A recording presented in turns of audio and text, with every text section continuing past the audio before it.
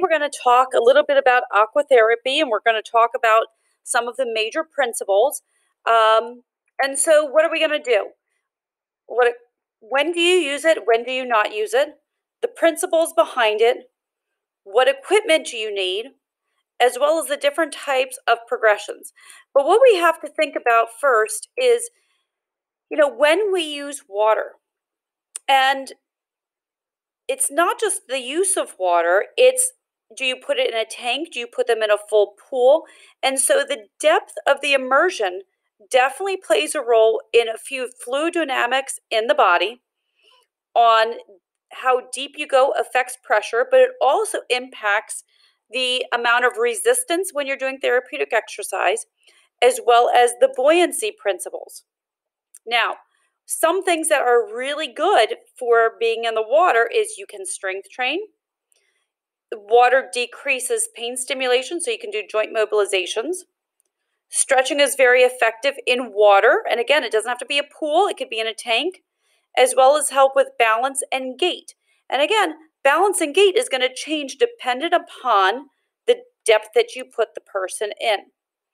We also can use aqua therapy on cross training and endurance training, especially when we are trying to treat the whole body and not just the limb. So aqua therapy is really great when we are trying to get the patient to reach his goals, but the functional recovery is really important. So some things that we can do, remember we're supposed to treat the whole patient. It's really great for any type of passive or active range of motion exercises. We can change the level of resistance training just by changing the depth or any type of equipment that we use for the water. Weight bearing can really be done. We can do non-weight bearing, partial weight bearing, and full weight bearing in the water. What I like is three-dimensional patient access. We can cross-train cardiovascularly. If the person does not have any signs of infection or open wound and they have no comorbidities or any type of contraindications, it's really good because re-injury is very slim. It changes up the routine, which sometimes athletes get very bored with it. So it changes it up. It does a whole body, and you will get patient compliance with it. And it's also great for an elderly population as well. And it's good to use aqua therapy sooner than later. But before you put someone in there, you have to be very conscious of how are they in the water. If they are fearful of the water, slips, falls, don't know how to swim, they can be fearful of it. We can use multiple flotation devices in different levels of water, but we can also use flotation devices for them to hold on to as they are doing different forms of balance as well. So just having some stability in the water will make them feel better. We do have to be aware if they are having seizures of any kind. Are they, as long as they're compliant, and they have to have clearance if they have any type of cardiac issues. So if there's respiratory dysfunction, hemorrhage, bleeding, you never let someone in the water if they have any type of skin infection. So any type of tinea is not good, but if you have any type of open infection, we don't do that. Ear infections, I'm going to say that's a relative one, depending on the depth of where they're doing. If they need to have control of their valves, so they can't have any type of incontinence or irritable bowel syndrome that is uncontrollable. And again, if they have any type of airborne infections. So one of our biggest properties of water that we look at is buoyancy. And buoyancy is the upward force that works opposite of gravity. Gravity pushes down, buoyancy pushes up, okay? And a body tends to rise because of this concept of Archimedes' principle, okay? So there's a force going downward, but then there's also buoyancy pushing up. Archimedes' principle says an immersed body experiences an upward thrust equal to the volume of liquid displaced. So when you put something in water, there is going to be, this is part of physics, the mass that goes down is going to displace the water going up. And so that's what Archimedes' principle is. Now, it also depends on what specific gravity is. So everyone's specific gravity is different. Specific gravity of water is 1. So if you have a body with a specific gravity of less than 1, it will float because the weight of the water displaced is less than the weight of the body.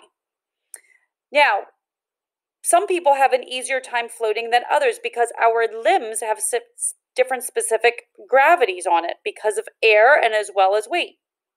So when we look at specific gravity, it's what's your muscle mass, what's your fat mass, and how it is distributed in the body will determine if someone will float or if they will not.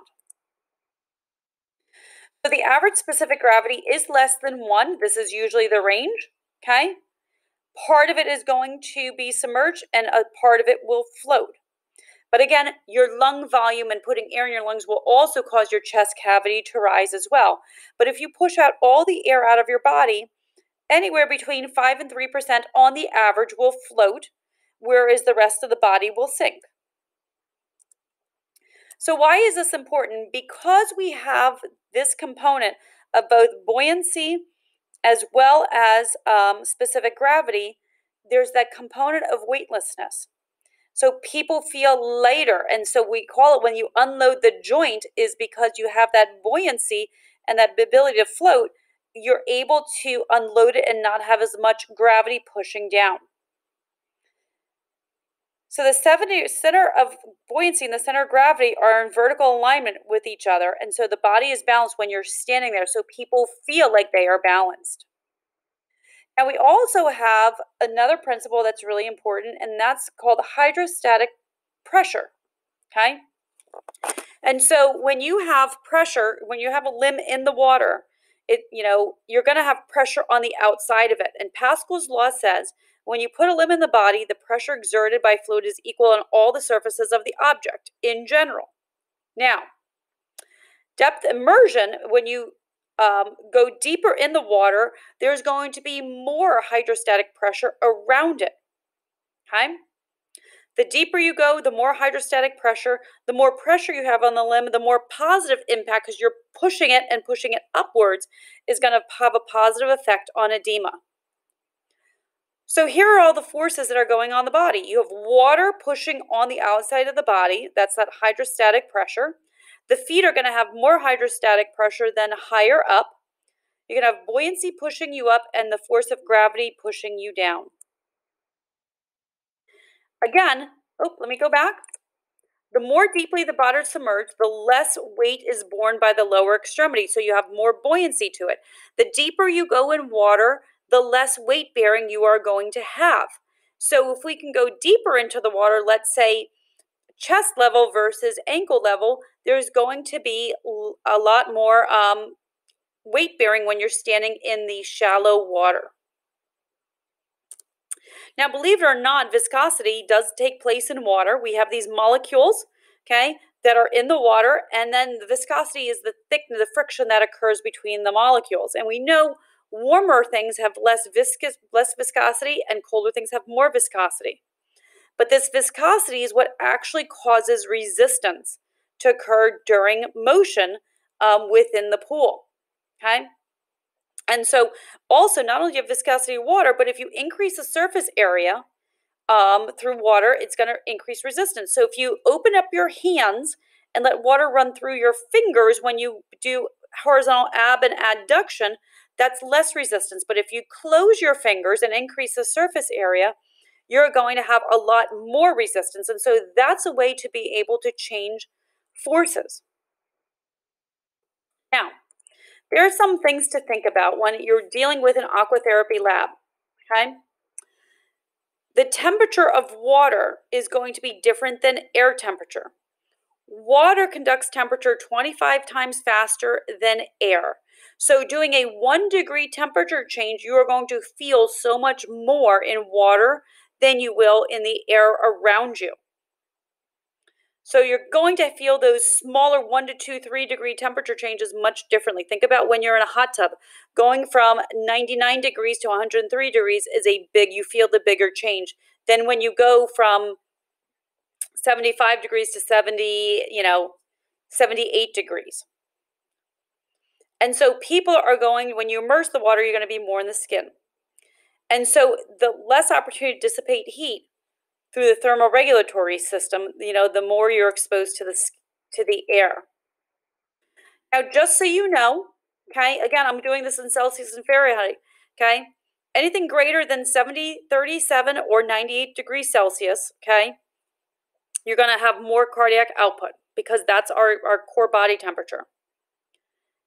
Unable to maintain core body temperature when the temperature goes to about 77 degrees. So just, when we're thinking about this, most people do this in Celsius, okay? So really what we're saying, if we want to do good strength training, flexibility, and gait, we want the temperature to be around 78 to 91 degrees, okay? Which would be a little bit, that's good pool water, okay? If we want acute musculoskeletal injuries, if we're doing pain, spasm, more of a heat one, we're going to go 94 and above. So what are we going to do, okay? If you are dealing with a lot of swelling, you're going to want to put the person in deeper water because you want that hydrostatic pressure to do that, okay? If we are trying to do resistance, we are going to want to have an increased lever arm and an increased surface area. So a straight arm with the fingers closed is going to be better than a short arm with the fingers open, and we are going to practice this in lab. What's great about water is that you can get them early into the water. And even if you don't want them to be weight bearing, we can get them with assistive belts and we can hook them up so that they are non-weight bearing, so they can do running, cardiovascular training, or even gait training while they're submerged.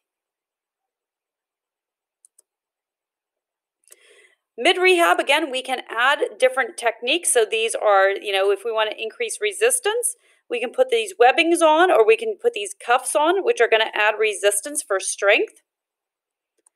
We can also add different types of sets and repetitions with them as well, but there's just a whole bunch of different equipment we can use here.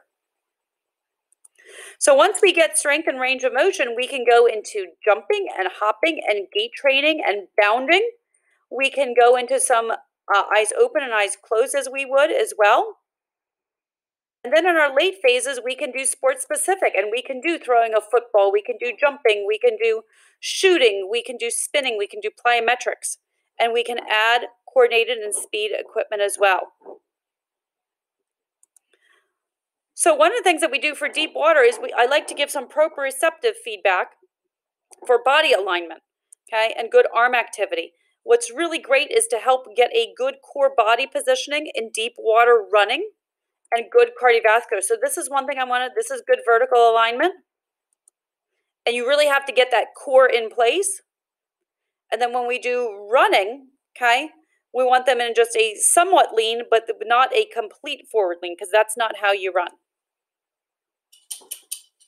So when are you going to use this? Really just about any time. Pain, edema, muscle spasm, range of motion, endurance, weight-bearing status, walking status, trying to maintain a sense of normal is really important so that we cross-train. What's really great is even if someone's not weight-bearing, we can get them in there. People might feel more comfortable. They're able to weight-bear, okay, and it decreases that compression force. It helps with body awareness and core stabilization. It can help with pain and edema, and it keeps the person conditioned, and it changes up their rehabilitation program. So how much do you depend on how deep you put the person in, okay? Patient has to be comfortable with it. You always have to think about what are your goals for that patient. What's their weight-bearing status, okay? And something that's really important is they're in water. They may not feel like they're getting dehydrated. They may not know. You need to ask them questions. How are you feeling? Can you check your heart rate or let me do it? What are the things? We could be looking at their facial expressions. We can give them a perceived exertion scale. So those are all things I'd like for you to think about